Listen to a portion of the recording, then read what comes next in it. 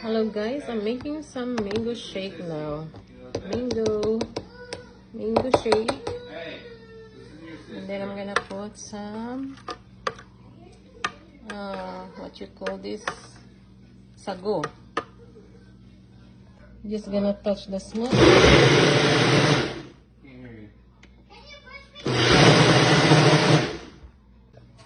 Okay guys, this is the mango shake that I made, and I'm putting some sago. There you go. Just mix it together.